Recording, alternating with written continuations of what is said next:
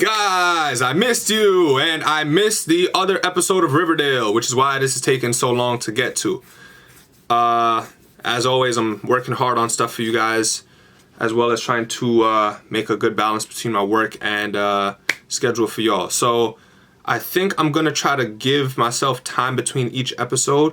With season 3, I did one every single week. I mean, I had time to do it. So I think I'm gonna do it maybe like every 2 or 3 weeks, just to kind of give you guys a chance to play catch up.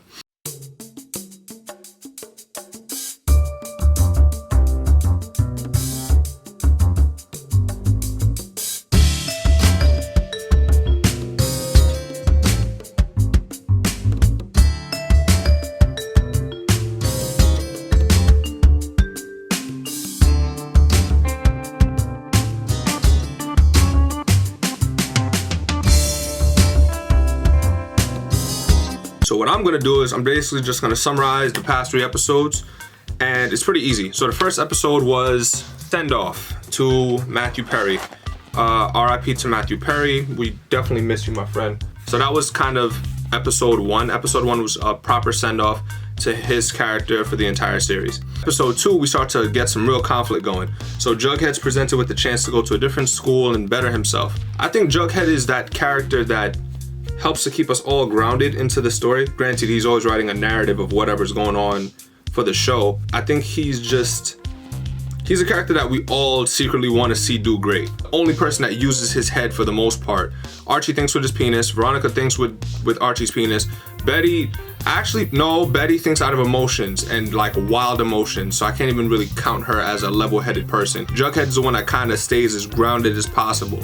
Veronica's dealing with the backlash of her father being in prison, and he basically said that she's the reason for everything that's going on. He wants to do something good. He wants to do something positive. So he actually wants to turn the gym that he got from whoever gave it to him last season and make it into somewhere that the kids can actually get the chance to go for like an after school. So me and Archie are like in the same boat in that regard. I want to make a Cascades, but that's a topic for another video. Episode 3 kind of just picks up right wherever that left off.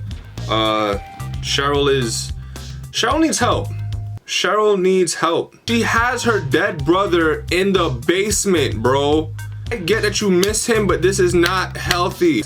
I don't think if he was alive, he'd want his sister to have his dead body. That doesn't even sound like a good idea. Archie decides to get revenge on some guys that jumped Mad Dog's little brother. He realized that Mad Dog couldn't do it because then he'd go back to prison. Even though Archie is still kind of on probation, he would have went back to juvie, a mask on and covered his face, and then went to go fight 5 guys and get money. I don't know. It was a funny interaction. Jughead dealing with the new guy at his school who's trying to like kick him out by like psychological warfare, not realizing that Jughead is probably the next iteration of Tyler Durden, and he don't play that, so he shut that down quick. His mom is still a federal agent. They finally killed Chad Michael Murray. There's a scene where everybody's shirt is off. This show is really revolving around teenagers with their shirt. First of all, none of these guys look like teenagers anymore, okay? Mad Dog looks like a grown man. He looks like he's 27 and plays professional something. That's what he looks like. He does not look like a teenager. The only person that can still pass for a teenager right now is probably Betty. Probably Betty and Tony. Betty and Tony. Everybody else looks like their age. Oh, I know that I said this before, and another thing, well, I never released it, but the end of season 3, the last thing that we saw when they were all in Pop's diner, they were all talking about it's the last year, they're all seniors now. My mom is laughing dumb loud.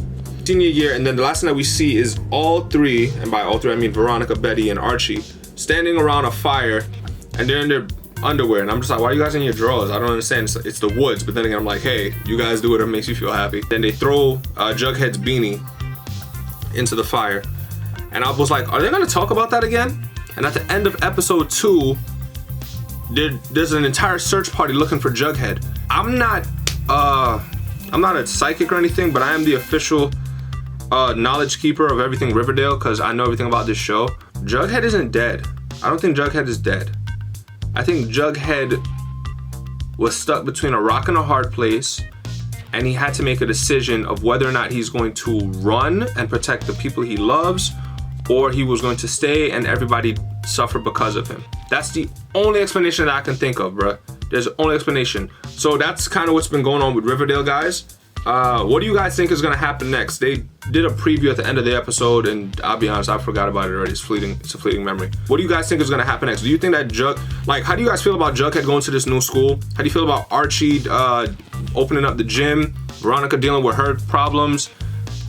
Can we all agree that Cheryl is crazy and needs like help psychologically? Because there's no reason why you have a dead person in your basement, bro. That's weird. That's weird. That's weird. If you're watching this video and you have somebody in your basement and they're dead, you're a weirdo. I'm gonna wrap this up. Overall, those are my thoughts on the past 3 episodes.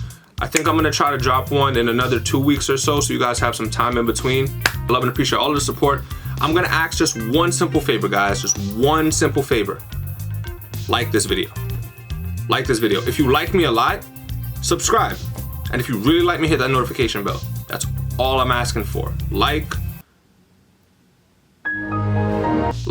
subscribe, notification bell. Comment below what you thought about the episode. Love you guys. Appreciate all the support. Deuces.